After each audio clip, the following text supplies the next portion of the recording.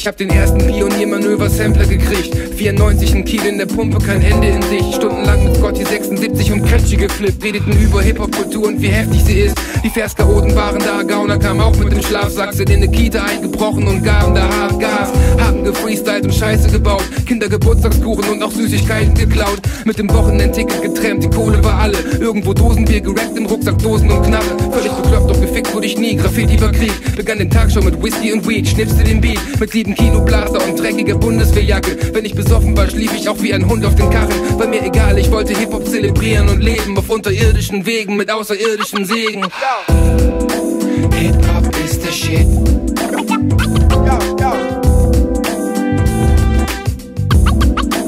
Hip-Hop ist der Shit. Yeah, Hip-Hop ist der Shit. Check das.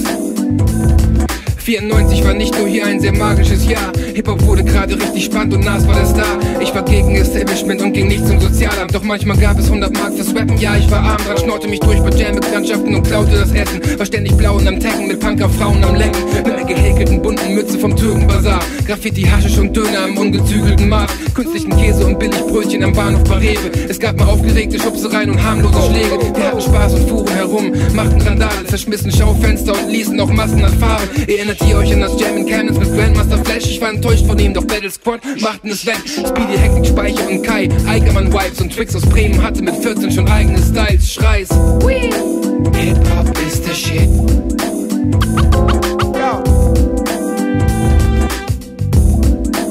Hip-Hop ist der Shit.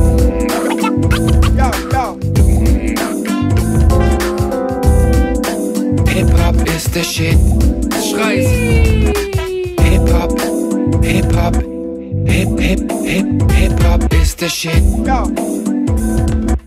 Hip-Hop. 94 haben sich auch meine Eltern getrennt. Da war ich 17, ich zog aus und habe schnellstens verdrängt. Man verlor sich gerne im Rap und im Partygewühl, aber ab Hanteln gesteppt und sogar eine Nazi verprügelt. Jedoch in Bremen habe ich damals auf die Fresse bekommen. Wurde eine Treppe runtergetreten, war weg wie in Trance. Wurde abgezogen, mit meiner Schwester mit Messern bedroht. Die waren eifersüchtig, ich war halt als Rapper zu doof.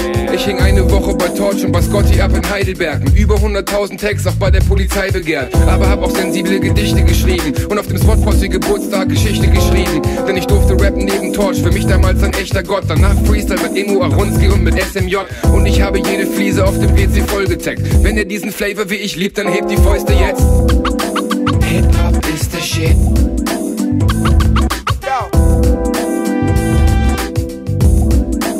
Hip-Hop ist der Shit.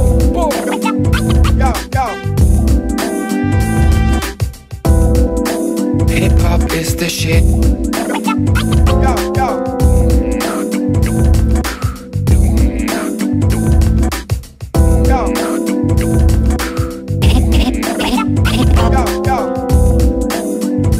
Ist der Shit. Boom, boom.